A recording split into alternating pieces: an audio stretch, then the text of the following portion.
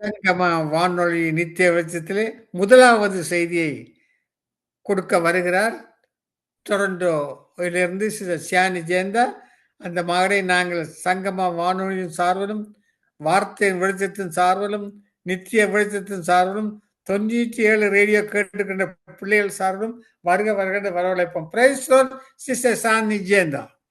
Price lord uncle. Praise lord. Praise lord. உங்களுடைய செய்தியை நான் தவறாமல் கேட்பேன், ரேடியோவிலே தேங்க் யூ. கேட்டுக்கொண்டிருப்பேன். அருமையான செய்தியை கொடுத்து கொண்டிருக்கீர்கள். அப்படியாக ஆவியானவர் உங்களை வலியுறுத்தி கொண்டு வரார். உங்களுடைய செய்தியிலே அநேக திருப்பங்கள் எல்லாம் காணக்கூடியதாக இருக்கிறது.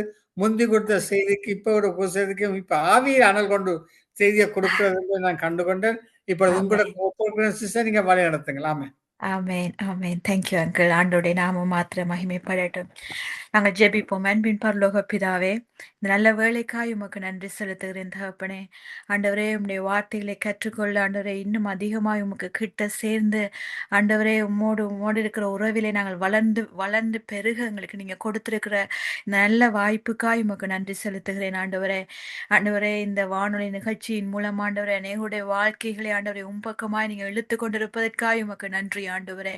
இந்த நாளிலும் சுவாமி, நீங்க எங்களுக்கு கற்றுக் கொடுக்கிற காரியங்களின் மூலமாய் உம்மை அறிந்து கொள்ள எங்களுக்கு உதவி செய்யுங்க ஆண்டவரே. உம்முடைய மேய்ச்சலின் ஆடுகளாய் உம்முடைய குரலை இனம் கண்டுகொண்டு ஆண்டவரே, உம்முடைய சத்தத்தை இனம் கண்டுகொண்டு ஆண்டவரே, மெய்ப்பனின் சத்தத்துக்கு செவி கொடுக்கிற ஆடுகளாய் எங்களை நீங்க வழி நடத்துங்க சுவாமி. இயேசுவின் நாமத்தினாலே ஜெபிக்கிறேன் எங்கள் நல்ல பிதாவே. ஆமென், ஆமென். கர்த்தருடைய நாமம் மகிமைப்படுவதாக. நாங்கள் இன்றைய நாளிலும் எங்களுடைய வாழ்க்கைக்கு மிகவும் அத்தியாவசியமான ஒரு காரியத்தை குறித்து கற்றுக்கொள்ளப் போகிறோம். ஆவியானவர் தாமே அவருடைய வார்த்தைகளை எங்களுக்கு வெளிப்படுத்துவாராக. மத்தேயு 4வது அதிகாரம் 1-11 உள்ள வசனங்களை நாங்கள் வாசிப்போமையாயிருந்தால், மத்தேயு 4வது அதிகாரம் 1-11 உள்ள வசனங்களை வாசிப்போமையாயிருந்தால், இங்கே இயேசு கிறிஸ்து பிசாசினால் சோதிக்கப்படுகிற காரியத்தை நாங்கள் வாசிக்கலாம்.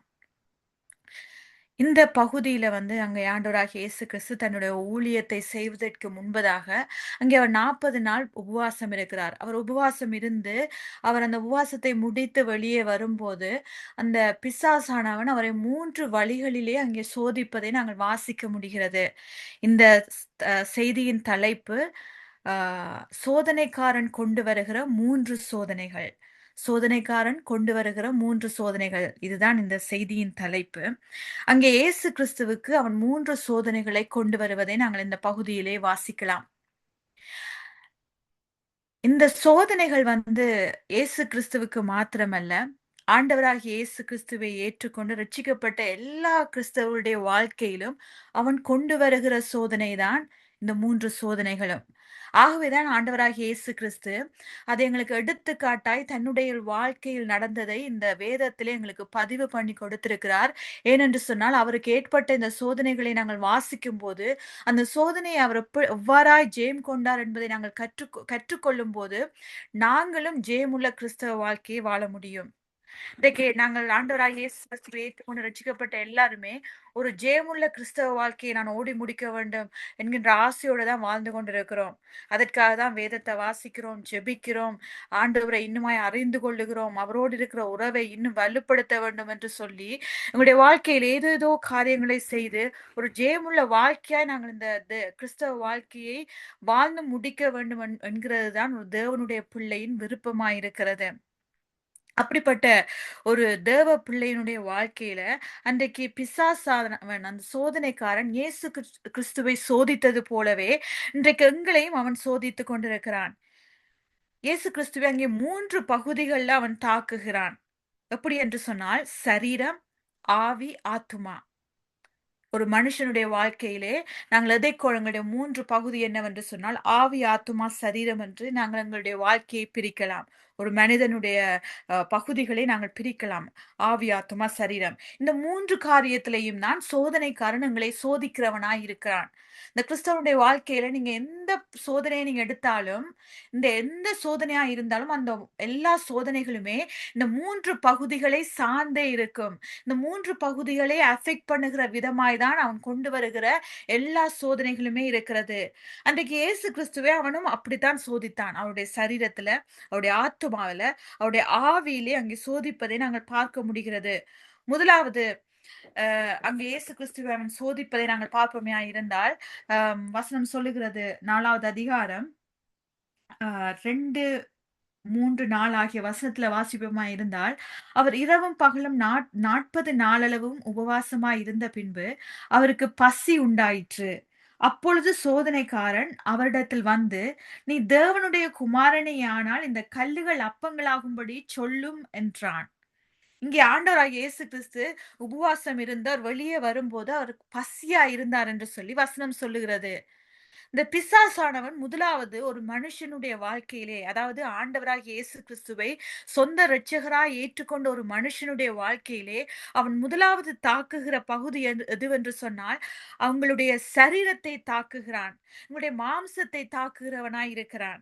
அன்றைக்கு ஆண்டவராகிய இயேசு கிறிஸ்துவையும் அதே போலதான் அவன் தாக்கினான். ஒரு ஆவிக்குரிய மனுஷனுடைய வாழ்க்கையில அவன் முதலாவது கண் வைப்பது அவனுடைய சரீரத்தை, அவனுடைய மாம்சத்தை. ஏனென்று சொன்னால், ஒருவனுடைய ஆவி, ஆத்துமா, சரீரத்துல அதிகம் பலவீனமான பகுதி எதுவென்று சொன்னால், ஒருவனுடைய சரீரம் தான் அதிக பலவீனமானது. ஆகவே, அவன் அந்த பலவீனமான எது முதல்ல வீக்கா இருக்குதோ, அந்த வீக்கா இருக்கிற பகுதியை தான் முதல்ல அட்டாக் பண்ண வேண்டும் என்று சொல்லி சோதனைக்காரன் வருகிறான். எங்களுடைய மாம்சத்துல இருக்கிற தேவைகளையும், எங்களுடைய மாம்சத்துல இருக்கிற பலவீனத்தையும், எங்களுடைய மாம்சத்துல இருக்கிற ஆசைகளையும் அவன் குறிவைக்கிறான். அன்றைக்கு ஆண்டவராகிய இயேசு கிறிஸ்துவனுடைய வாழ்க்கையில அவருடைய சரீரத்துல அன்றைக்கு பசி உண்டாயிருந்தது. அவர் பசியா இருந்தார். அந்த நேரத்துல அவருக்கு வேற எதுவும் தேவைப்படல. அவருக்கு தேவைப்பட்டதெல்லாம் ஒரு உணவுதான். ஆகவே அவன் அதை பார்த்துவிட்டு, அதை எதிர்நோக்கினவனாய் அங்கே ஆண்டவரை நோக்கி அவன் குறி வைக்கிறான். இன்றைக்கும் எங்களுடைய வாழ்க்கையிலும், உங்களுடைய வாழ்க்கையிலும் பிசாசு முதலாவதாய் தாக்க நினைக்கிறது, எங்களுடைய மாம்சத்துல இருக்கிற பலவீனத்தை. மாம்சம் பலவீனம் உள்ளது என்று சொல்லி வசனம் சொல்லுகிறது. ஆகவே இந்த பலவீனமான பகுதியை தான் அவன் முதலாவது டார்கெட் பண்ணி, எங்களுடைய வாழ்க்கையில காணப்படுகிற தேவைகளையும், எங்களுடைய வாழ்க்கையிலே காணப்படுகிற, அதாவது மாம்சத்திலே காணப்படுகிற பலவீனத்தையும், ஆசைகளையும் அவன் முதலாவது குறிவைக்கிறான். நான் ஒரு அனுபவ சாட்சியை சொல்ல விரும்புகிறேன். நான் ஹெச்ஆர்ஐ ஒரு இடத்துல ஒர்க் பண்ணி கொண்டிருந்த சமயத்துல, என்னுடைய நிறுவனத்தின் அதிபர் வந்து அந்த சிஇஓ வந்து ஒரு கிறிஸ்தவர். அவர் ஆண்டவரை நன்றாக நேசித்த ஒரு மனிதர். அங்க எங்களுடைய ஆர்கனைசேஷன் வந்து ஒரு கமர்ஷியல் பில்டிங்க வாங்குறதுக்காக அநேகம் பிரயாசப்பட்டாங்க. அநேக நாள் பிரயாசப்பட்ட பின்பு, அந்த அந்த கமர்ஷியல் பில்டிங்கோட ஓனர் வந்து நல்லா குறைச்சு ஒரு பகுதி அமௌண்ட்ட வந்து சொன்னாரு. "இந்த காச குடுத்தா போதும். இந்த இடத்த உங்களுக்கே நான் தருகிறேன்" என்று சொல்லி அவர் சொல்லும்போது, நாங்க எல்லாரும் சேர்ந்து ஒரு கோர் டீம் வந்து நாங்க எல்லாரும் சேர்ந்து ஜெபிச்சுட்டு இருந்தோம். "ஆண்டவரே எப்படியாவது இந்த பணத்த சந்திங்க ஆண்டவரே. எப்படியாவது இந்த தேவைய சந்திங்க. இந்த இடத்த நாங்க வாங்கி விட வேண்டும்ன்னு" சொல்லி நான் ஊக்கமா ஜெபிச்சு கொண்டிருந்த டைம்ல, அங்க எங்களுடைய கிளையண்ட்ஸ், எங்களுக்கு ஒரு 20, 30 கிளையண்ட்ஸ் இருந்திருப்பாங்க. அந்த கிளையண்ட்ஸ்ல இருந்து ஒரு பெரிய கிளையண்ட் வந்து ஒரு பெரிய தொகையை, அதாவது 50,000 ஏதோ, எனக்கு சரியா ஞாபகம் இல்ல. இது ஒரு கிட்டத்தட்ட 10 வருடங்கள், 11 வருடங்களுக்கு முதல் நடந்த காரியம். அங்க 50,000 கொடுக்க வேண்டிய இடத்துல ஒரு 5,00,000 அவங்க அனுப்பி விட்டாங்க. எங்களுக்கு டெபாசிட் பண்ணிட்டாங்க. உடனே உடனே எங்களுடைய ஜெப டீம்ல இருந்த சில பேர் வந்துட்டு, "ஆண்டவருக்கு ஸ்தோத்திரம். ஆண்டவர் எங்களுடைய தேவையை எவ்வளவு அற்புதமாய் சந்தித்தார். ஜெபிச்ச உடனேயே பதில் கிடைச்சதுன்னு சொல்லி அநேகர் ஆண்டவரை ஸ்தோத்தரிக்க தொடங்கினாங்க. ஆனா என்னுடைய அந்த ஆர்கனைசேஷனோட நிறுவனத்தின தலைவர் சிஇஓ அவர் வந்து ஆண்டவரை அதிகம் நேசித்தவர். அவர் உடனே சொன்னார், "இல்ல, இல்ல.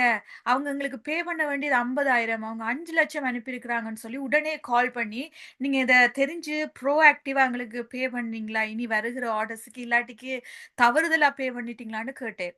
கேட்ட உடனே அவங்க சொன்னாங்க, ஐயய்யோ! நாங்க தெரியாம இது ஒரு மிஸ்டேக்கா ஒரு 0 ஆட் ஆயிட்டுது.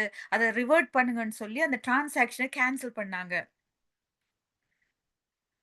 நான் என்னுடைய அந்த நிறுவனரை குடுத்து நான் மிகுந்த ஆச்சரியப்பட்டு போனேன். உடனே அவர் சொன்னேர், "எங்களுக்கு வந்து ஆண்டவர் இத எங்களுடைய ஜெபத்துக்கு பதில் கிடைக்கிறது பெரிய விஷயம் அல்ல.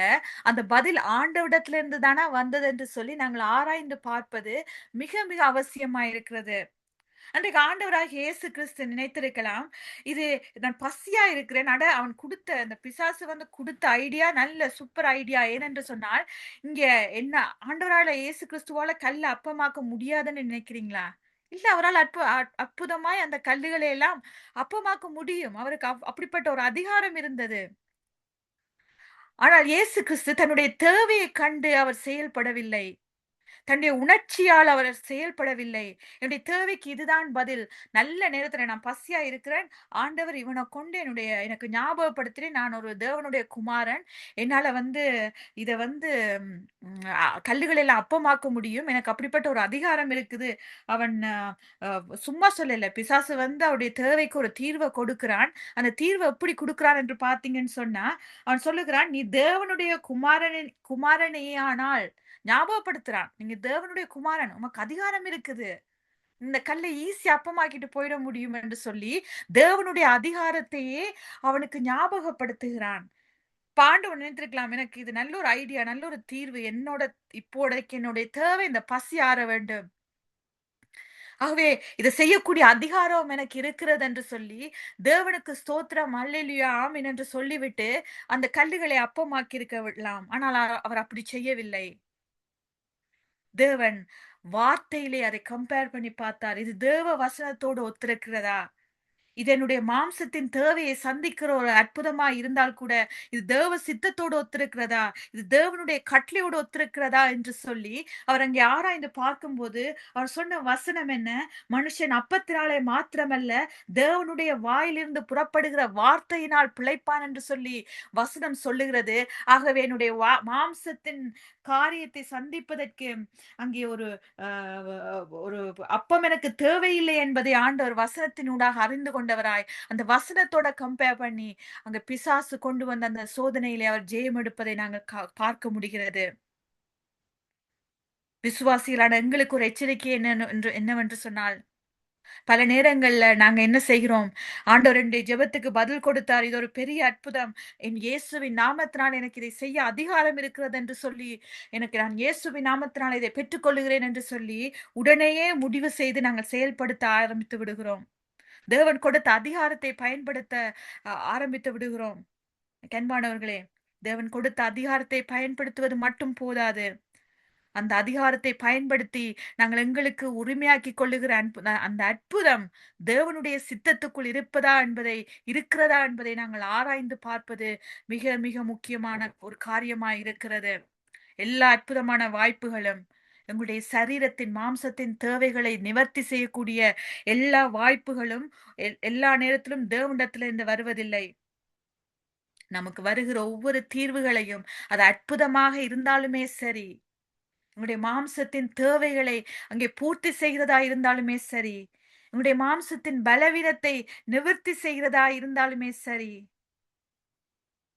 நாங்கள் உடனே அதை ஆராய்ந்து பார்க்க வேண்டியது என்னவென்று சொன்னால், இது தேவனுடைய வசனத்தின் வெளிச்சத்துக்குள்ள அத கொண்டு வந்து, தேவன் வார்த்தையின் அந்த வெளிச்சம் என்று சொல்லும்போது, அந்த லேம்ப், அந்த வெளிச்சம், அந்த லைட்டுக்குள்ள அத கொண்டு வந்து, எனக்கு முன்னால இருக்கிற அற்புதம், என்னுடைய சரீரத்தின் தேவைக்காக வைக்கப்பட்டிருக்கிற இந்த தீர்வு, தேவனிடத்திலிருந்து வந்திருக்கிறதா? இது தேவனுடைய சித்தமா இருக்கிறதா? தேவ வசனத்தை உறுதிப்படுத்துகிற செயலா இருக்கிறதா? என்று சொல்லி ஆராய்ந்து பார்த்தவர்களாய், அதை நாங்கள் அங்கீகரிக்க வேண்டியது மிக மிக அவசியமாய் இருக்கிறது. அன்றைக்கு ஆண்டவராகிய இயேசு கிறிஸ்துக்கு முதலாவது மாம்சத்திலே பிசாசு அப்படிப்பட்ட ஒரு சோதனையை தான் கொண்டு வந்தான். அங்கே 2வதாய் பார்க்கிறோம். அவன் கொண்டு வந்த சோதனை என்னவென்று சொன்னால், அவருடைய ஆத்துமாவிலே ஒரு சோதனையை கொண்டு வருகிறான். முதலில் அவன் சரீரத்தை தாக்குகிறான். 2வது இப்போது அவருடைய ஆத்துமாவை அவன் தாக்குகிறான். அவர் இயேசு கிறிஸ்துவை ஆலயத்தின் உப்பரிகைக்கு அழைத்து சென்று, "நீ தேவனுடைய குமாரனேயானால் கீழே குதியும்" என்று சொல்லி அவருக்கு சொல்லுகிறான். அங்கே அவன் சும்மா சொல்லல. அவன் எந்த வசனத்த வச்சு ஆண்டவர் முதல் சோதனைய அவனுக்கு எதிர்த்தாரோ, அவன ஆஃப் பண்ணினாரோ, அதே மாரி வசனத்தையே வைத்து அவருக்கு அவன் சோதிக்கிறான். "உமது பாதம் கல்லில் இடராதபடிக்கு அவர்கள் உம்மை கைகளில் ஏந்திக் கொண்டு போவார்கள் என்பதாய் எழுதியிருக்கிறதே" என்று சொல்லி, அங்கே த த இயேசு கிறிஸ்துவை அவன் சோதிப்பதை நாங்கள் பார்க்க முடிகிறது. இதுதான் இங்கே கவனிக்க வேண்டிய விஷயம் என்னவென்று சொன்னால், அவன் ஆத்துமாவில் சோதனை எதுவென்று சொன்னால், எங்களுடைய அடையாளத்தை அவன் குறிவைக்கிறான். எங்களுடைய ஐடென்டிட்டிய குறிவைக்கிறான். ஆண்டவராகிய இயேசு கிறிஸ்துவை ஐடென்டிட்டிய குறிவைக்கிறான். நீ தேவனுடைய குமாரனே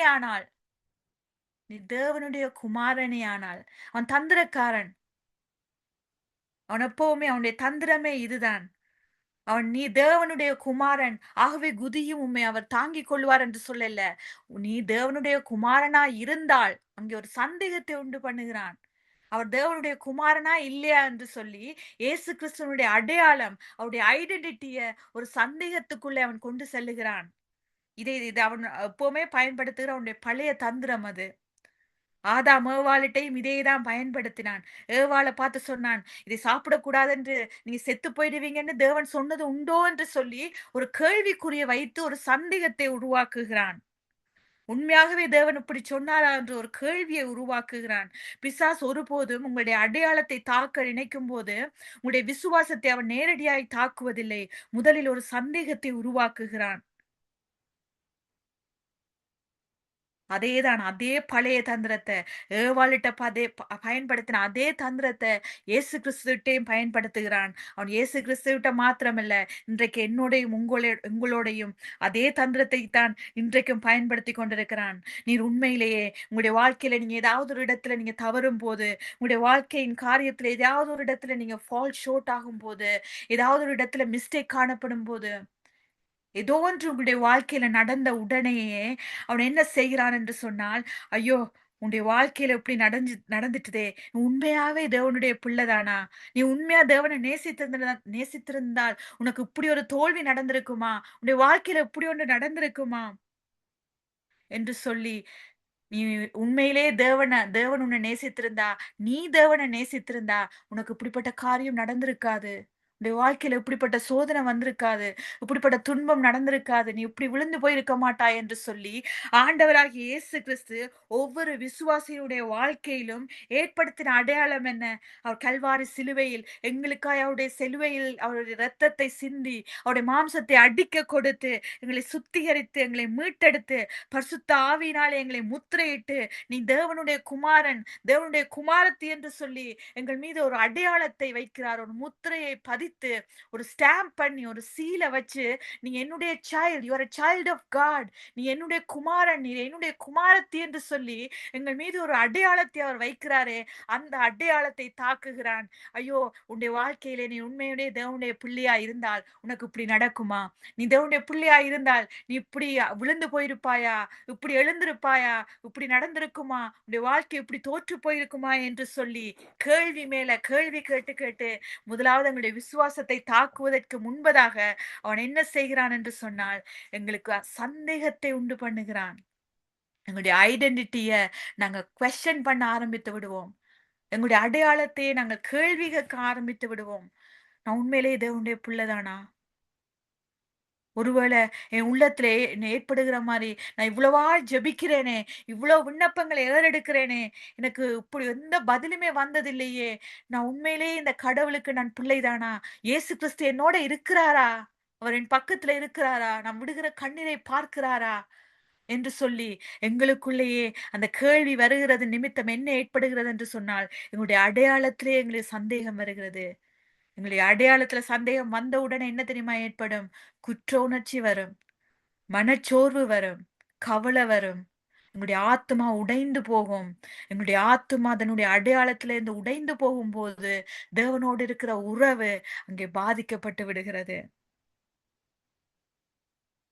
இதைத்தான் அவன் எதிர்பார்த்து அந்த சோதனைக்காரன் அங்கே எங்களுடைய ஆத்துமாவை குறிவைத்து எங்களுடைய அடையாளத்தை தாக்குகிறான். ஆனால் அங்கே இயேசு எப்படி அதற்கு பதில் சொல்லுகிறார் என்று சொல்லி பார்த்தீங்கன்னு சொன்னா, இயேசு வந்து தன்னை நிரூபிக்க அவர் விரும்பல. நான் அவர் உண்மையா அவர் குதிச்சிருந்தேன்டா, அவருடைய பாதம் கல்லில் இடராதபடிக்கு அங்கே தூதர்கள் வந்து தாங்கி இருப்பாங்க. ஆனா அவர் அத செய்யலேன்னு தெரியுமா? உனக்கு நான் என்ன நிரூபிக்க தேவையில்ல. நான் தேவகுமாரன் என்பதை நான் நிரூபிக்க தேவையில்ல. அதனால தான் அவர் சொல்லுகிறாரு, உன் உன் தேவனாகிய கர்த்தரை பரீட்சை பாராதிருப்பாயாக என்று சொல்லி அவனை எச்சரிக்கிறார். நீ அத சோதிக்க தேவையில்ல.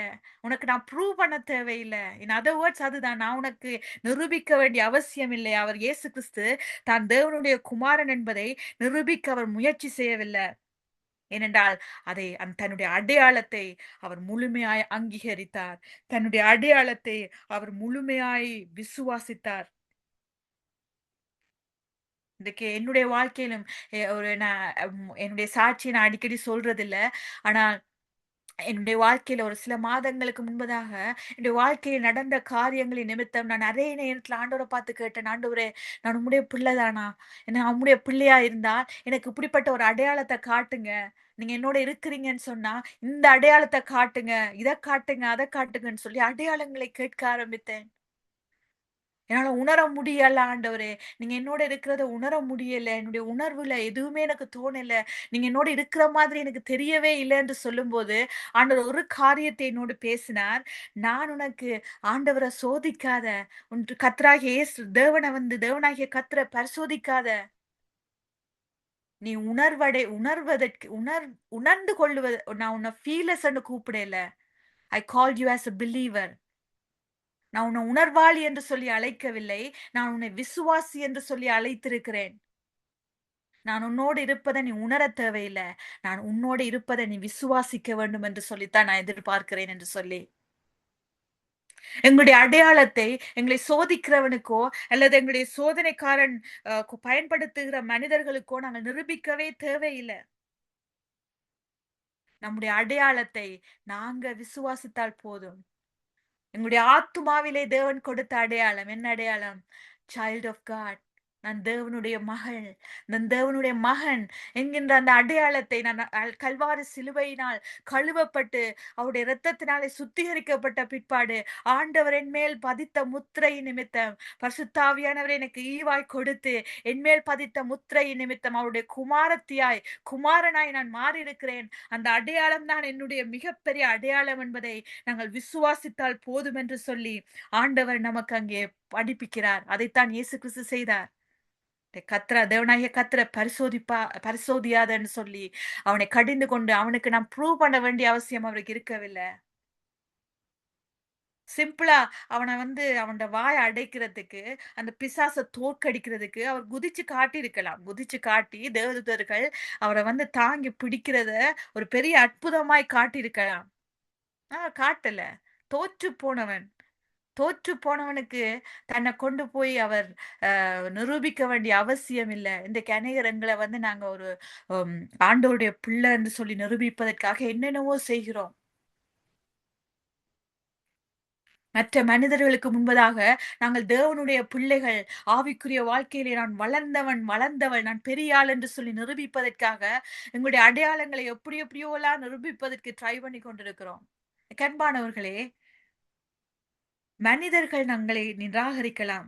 எங்களுடைய கடந்த கால பாவங்கள் எங்களுக்கு அடிக்கடி நினைவூட்டப்பட்டு, எங்களை கீழ தள்ளுகிறதாய் அது இருக்கலாம். எங்களுடைய தோல்விகள் எல்லாம் எங்களை ஒரு குற்றவாளி போல உணரச் செய்யலாம். ஆனா அது ஒன்றுமே தேவன் எங்களுக்கு கொடுத்த அடையாளத்தை மாற்றவே முடியாது. ஏன் தெரியுமா? தேவன் எங்களை மீட்டது எங்களுடைய தகுதியினால அல்ல. நாங்க செய்த பெரிய நல்ல நடத்தையினால, எங்களுடைய நல்ல காரியங்கள்னால தேவன் எங்கள மீட்கல. அவருடைய சுத்த கிருபையினால, அவர் மீட்பர் என்கின்ற ஒரே காரணத்தினால, அவருடைய கிருபையின் நிமித்தம் எங்களை மீட்டார். ஆகவே, அப்படி கிருபையாய் கொடுக்கப்பட்ட அந்த இரட்சிப்பின் அடையாளமாகிய இயேசுவின் பிள்ளை என்கின்ற அந்த அடையாளத்த நாங்க ஒருபோதும் எங்களுடைய கிறிஸ்தவ வாழ்க்கையில சந்தேகிக்கவே கூடாது. நான் தேவனுடைய பிள்ளை என்கின்ற உண்மையான அந்த அடையாளத்தை உறுதியாய் விசுவாசிக்க வேண்டும். பிசாசு எழுப்புகிற கேள்விகளே அல்ல. தேவன் அறிவித்த உண்மையை நம்பி விசுவாசித்து நிலைத்திருக்க வேண்டும். இந்த வார்த்தைகளை திரும்ப சொல்ல விரும்புகிறேன். பிசாசு எழுப்புகிற கேள்விகள் சந்தேகத்தின் கேள்விகளே அல்ல. தேவன் உங்கள் உள்ளத்திலே வைத்த அந்த முத்திரையை நம்பி விசுவாசித்து வாழ கற்றுக்கொள்ள வேண்டும். அங்கே 3வது சோதனை என்ன? 3வதாய் எங்களுடைய ஆவியிலே அவன் சோதிக்கிறான். 1வது சரீரத்துல, 2வது ஆத்துமாவுல, 3வது ஆவியிலே எங்களை சோதிக்கிறான். எப்படி சோதிக்கிறான் ஆவியில? எங்களுடைய ஆவிக்குரிய அழைப்பை அவன் தாக்குகிறான். முதலாவது உங்களுடைய சரீரத்தின் தேவையை வச்சு, ஒருவேளை உங்களுக்கு வியாதி இருக்குமென்னா அதை வச்சு தாக்குவான். இல்ல உங்களுடைய தேவைகள் நிறைய இருக்குமென்னு சொன்னா அதை வச்சு தாக்குவான். இல்ல உங்களுக்கு ஆசைகள் இருக்குமென்னு சொன்னால் அதை வைத்து உங்களை தாக்கி உங்களை கிறிஸ்தவ வாழ்க்கையிலிருந்து விழுத்த பார்ப்பான். அதுலயே நீங்க ஜெயம் கொண்டு இருப்பீங்கன்னு சொன்னா உங்களுடைய ஆத்மாவை சந்தேகிக்க வச்சு, உங்களுடைய ஐடென்டிட்டியை சந்தேகிக்க வச்சு அதுல விழுத்த பார்ப்பான். அதுலயும் நீங்க ஜெயிச்சிட்டீங்கன்னு வைங்களேன். அதுக்கப்புறம் 3வது உங்களுடைய ஆவியின் அழைப்பில வந்து உங்கள தாக்க பார்ப்பான். அங்க இயேசு கிறிஸ்துவை அவன் என்ன செய்கிறான்? ஒரு உயர்ந்த மலையின் மேல் கொண்டு சென்று, உலகத்துல இருக்கிற எல்லா ராஜ்யங்களையும், எல்லா மகிமையையும் காண்பித்து, "நீர் என்னை சாஷ்டாங்கமாய் விழுந்து வணங்கினால், இது எல்லாத்தையும் நான் உமக்கு தருகிறேன்" என்று சொல்லி, அங்க இயேசு கிறிஸ்துவை பார்த்து சொல்லுகிறான். நீங்க யோசிச்சீங்களா? ஏன் அவன் இத சொல்லணும்? ஒரு 2 சோதனையில ஆண்டவர்ட்ட அடி வாங்கிட்டான். 3வதா வந்து இத ஏன் அவன் சொல்லணும்னு சொன்னா, அங்க இயேசு கிறிஸ்துவோட அழைப்பு என்ன? அவரோட அழைப்பு வந்து, அவன் எந்த உலகத்தை காட்டினானோ, "நீர் என்ன சாஷ்டாங்கமாய் விழுந்தா, எத கொடுப்பேன்" என்று சொன்னாரோ, அந்த உலகத்தின் ராஜ்யங்களையும், அந்த மகிமையையும் மீட்பதுதான் இயேசு கிறிஸ்துவோட அழைப்பு. விழுந்து போன அந்த உலகத்த, ஆதாம் செய்த பாவத்து நிமித்தம் விழுந்து போன இந்த உலகத்தின் ராஜ்யங்களையும், இந்த உலகத்தின் மகிமையையும் இழந்து போனதை மீட்டெடுத்து, தனக்குரியதாய் மாற்ற வேண்டும் என்பதுதான் ஆண்டவராகிய இயேசு கிறிஸ்துவினுடைய அழைப்பு. அவர் வந்ததின் நோக்கம் அதுதான். அவருடைய ஆவிக்குரிய அழைப்பு அதுதான். அதற்காக தான் இந்த உலகத்துக்கு வந்தார். பிசாசு என்ன செய்கிறான்? அவருடைய அழைப்ப டிஸ்டர்ப் பண்ணல. அவன் வந்து சொல்லல, "ஐயோ! இந்த அழைப்பு உம்முடைய இல்ல. இந்த அழைப்ப செய்யாதையும்." அந்த அழைப்புலேருந்து அவன டீவியேட் பண்ணல. அவரோட அழைப்ப தான் அவன் கதைச்சான். அவர் எதுக்காக இந்த உலகத்துக்கு வந்தாரோ, அந்த அழைப்ப தான் அவருக்கு ஒரு ஆஃபரா குடுக்குறான். "நீர் என்ன சாஷ்டாங்கமாய் விழுந்து வணங்கிட்டா, இது எல்லாத்தையுமே தாரேன். இதுக்காக தானே வந்தீர். இத மீட்டெடுப்பதற்காக தானே வந்தீர். அத உம்முட கையிலேயே தூக்கி தாரேன் நான் ஈஸியா. ஆதாம்ட்டேருந்து நான் எதை பறித்துக் கொண்டேனோ, ஆதாம் பாவம் செய்தது நிமித்தம் அவன்ட்டேருந்து எதை பறித்துக் கொண்டேனோ, அத நீ விழுந்து வணங்கினா, நான் அப்படியே தந்துடுறேன்னு சொல்லி, அந்த வழியை ஆண்டவருடைய அழைப்பின் நோக்கத்தை, அந்த எண்ட் ஆஃப் தி டே அந்த ஆவிக்குரிய அழைப்பை வந்து நிறைவேற்றுவதற்கு அவன் உங்களுக்கு ஒரு எளிய வழியை, அதாவது தேவன் ஏற்படுத்தின அவருடைய சித்தத்தின் பாதையை விட்டு, ஒரு குயிக்கா செய்யக்கூடிய மாரி ஒரு வேற குறுக்கு வழிய எங்களுக்கு காட்டுவான். இயேசு கிறிஸ்து அப்ப நினைத்திருக்கலாம். எண்ட் ஆஃப் தி டே நான் வந்தது இந்த உலகத்த மீட்டெடுக்கிறதுக்கு தான். இதுக்கே நான் போய் கஷ்டமா அந்த சிலுவைய சுமந்து அடி வாங்கி, அ ஒ இவ்ளோ மிதிபட்டு, ரத்தத்த சிந்தி, இவ்ளோ காயப்பட்டு இத மீட்டெடுக்கணும். ஈஸியா ஒரு டக்குன்னு இவ்ளோ நாள் நான் போய் ஊழியம் செய்ய கூட தேவையில்ல. ஒரே செகண்ட்ல மொத்தத்த எண்ட் ஆஃப் தி டே அதுதானே டார்கெட். அதுக்காக தானே நான் இந்த உலகத்துக்கு வந்தேன். அத ஒரு சிம்பிளான ஒரு சின்ன விஷயத்துல, ஒரு சின்ன இடத்துல தாழ்ந்து போய், ஒரு சின்ன இடத்துல அட்ஜஸ்ட் பண்ணிட்டு, இந்த ஊழியத்த செய்றதுக்காக ஒரு சின்ன இடத்துல ஒரு சின்ன அட்ஜஸ்ட்மென்ட்ட செய்றதுனால, என்னுடைய ஊழியம் நிறைவேறும் என்று சொன்னால், நான் அத செய்துட்டு போயிரலாமே என்று சொல்லி, இயேசு கிறிஸ்து அந்த இடத்துல முடிவெடுக்கல. அவர் முடிவெடுத்தது நான் தேவனுடைய ஆவிக்குரிய அழைப்பை நான் நிறைவேற்றுவதற்கு, அது சிலுவையின் பாதையாய் இருக்குமாயிருந்தால், அது பாடுகளின் பாதையாய் இருக்கும் என்று சொன்னாலும் பரவாயில்லை. நான் தேவ சித்தத்தின் பாதையையே கீழ்ப்படிதலின் மூலமாய் நிறைவேற்றுவேன் என்று சொல்லி, ஆண்டவராகிய இயேசு கிறிஸ்து அந்த பாதையை தான் தேர்ந்தெடுத்தார். பிசாசே அப்பாலே போ சாத்தானே என்று சொல்லி கடிந்து கொள்ளுகிறார். அவன இந்த தடவ ஆண்டவர் வசனத்தினால அடிக்கல. அவருக்கு தெரியும். தன்னுடைய ஆவிக்குரிய அழைப்பை தெரிந்து கொண்டு, அவன் அதை டார்கெட் குறிவைக்கிறான் என்று சொன்ன உடனே, அவனுடைய அழைப்புக்கு அவர் எக்ஸ்பிளனேஷன்லாம் குடுக்கல. அப்பால போயிரன்னு சொல்லி அவன துரத்தி விட்டுறார். எந்த குறுக்கு வழிக்கும் அங்கே நாங்க நினைக்கலாம். ஒரு சின்ன அட்ஜஸ்ட்மென்ட் செய்தா, ஆண்டவர் எனக்கு அழைத்த அழைப்பை நான் நிறைவேற்றி விட முடியுமே என்று சொல்லி, அதற்காக அப்படி நாங்க செய்யக்கூடாது. குறுக்கு வழியில கீழ்ப்படியாமையின் ஆ பா வழியில, உலகத்தின் வழிய நாங்க அத செய்ய வேண்டும் என்று சொல்லி பிசாசு முயற்சி செய்வான். ஆனா நாங்க நினைவு கொள்ள வேண்டியதெல்லாம் என்ன தெரியுமா? தேவன் கொடுத்த இலக்கு மட்டும் முக்கியமல்ல. தேவன் கொடுத்த ஆவிக்குரிய அழைப்பு மட்டும் முக்கியமல்ல. அதை தேவன் காட்டிய பாதையில் நிறைவேற்றுகிறோமா என்பதுதான் மிக முக்கியமான ஒரு காரியமாயிருக்கிறது. உண்மையான ஆவிக்குரிய அழைப்பின் கீழ்ப்படிதலின் பாதையில அதை நிறைவேற்றுகிறோமா என்பது மிக முக்கியமாயிருக்கிறது. அந்த பாதை நெருக்கமானதா இருந்தாலும் பரவாயில்லை. சிலுவையை சுமக்கும் பாதையா இருந்தாலும் பரவாயில்ல. தேவன் வைத்த பாதையில் நடந்தவர்களாய், அந்த இலக்கை ஆவிக்குரிய அழைப்பை நாங்கள் நிறைவேற்றுவதில கவனமாய் இருக்க வேண்டும். அவன் நயம் காட்டி எங்களை அழைப்பானாம். சில நேரத்துல பிசாசு எங்களுடைய வாழ்க்கையில அழைப்பை தடுக்க மாட்டான். அந்த அழைப்பை நிறைவேற்றுகிற பாதையை நயங்காட்டி தவறான பாதையில எங்களை நடத்துவான். அப்படி நடத்தும் போது நாங்க என்ன நினைப்போம், எண்ட் ஆஃப் தி டே நான் ஆண்டவருக்காக தானே உழைக்கிறேன். எது எப்படியோ ஆண்டோடைய நாமத்துக்காக தானே பாடுபடுறேன். அவர் சொன்னது தானே செய்ய நினைக்கிறேன் என்று சொல்லி நாங்கள் தவறான பாதையில அந்த காரியங்களை செய்ய முற்பட்டு விடுவோம்.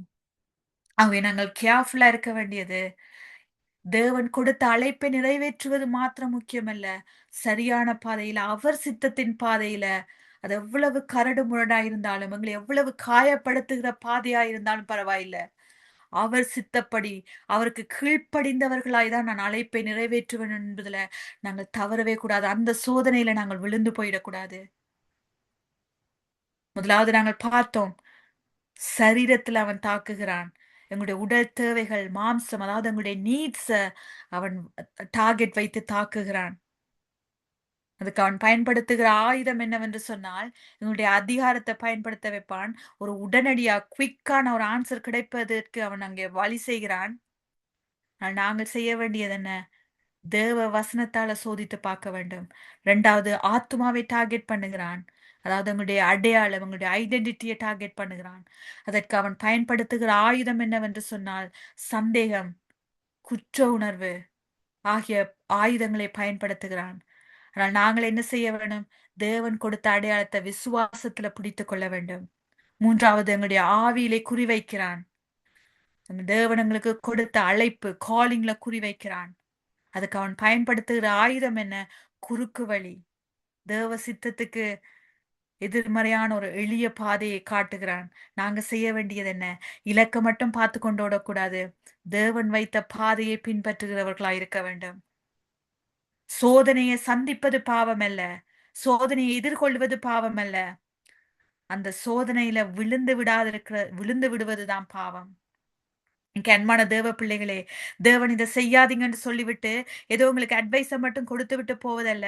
அதற்கேற்ற இயேசு கிறிஸ்து ஒரு எக்ஸாம்பிள் அவர் தன்னுடைய வாழ்க்கையிலே காட்டி முடித்த பிற்பாடு அவர் என்ன செய்கிறார் என்று சொன்னால், எங்களுக்கு ஒரு பெரிய 2 டூலை தந்து விட்டிருக்கிறார். என்ன டூல் என்று சொன்னால், அவருடைய வார்த்தை, தேவனுடைய வார்த்தையை கொடுத்திருக்கிறார். ஆகவே அந்த வார்த்தையின் மூலம் எங்களுடைய சரீரத்தில் வருகிற அவன் தாக்குகிற பகுதிகளை நாங்கள் காப்பாற்றி விட முடியும்.